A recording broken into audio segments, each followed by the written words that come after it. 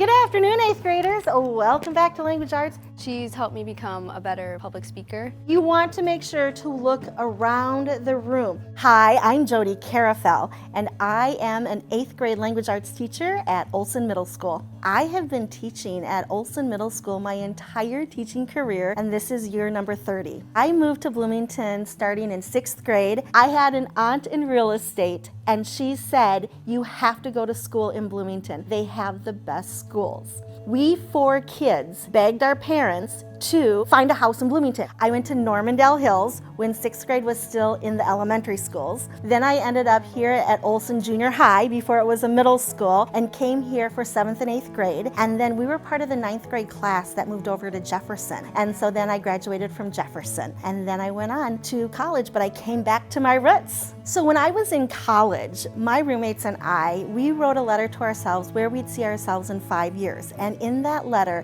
I wrote down the man I would marry, the car I would drive, where I would live, and where I would work.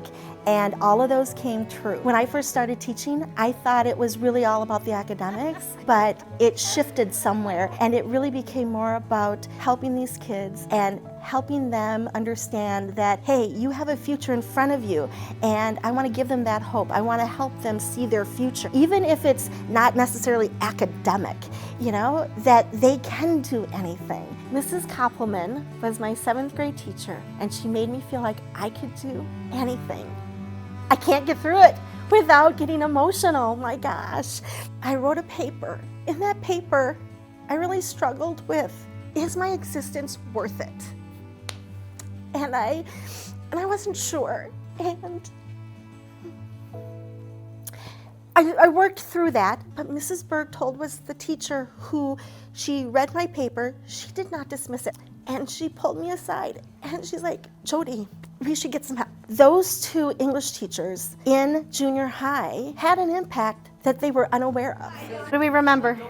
I don't want my students to walk a dark road. Sometimes they need a champion that isn't necessarily a family member. Sometimes they need a champion where they see them in a different way. If you had her class, you would understand how caring and nice she is to her students, and how understanding she is, and how fun of a teacher she is, and how good she is at being a teacher. Okay. She is a really caring person and actually loves what she's doing, and she knows what she's doing, and you should definitely look up to her.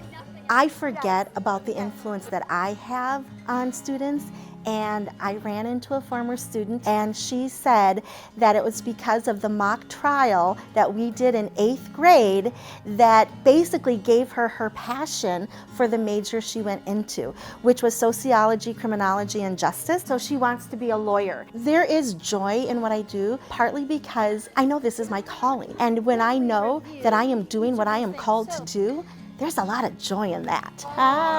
Thank you for the participation. That was awesome.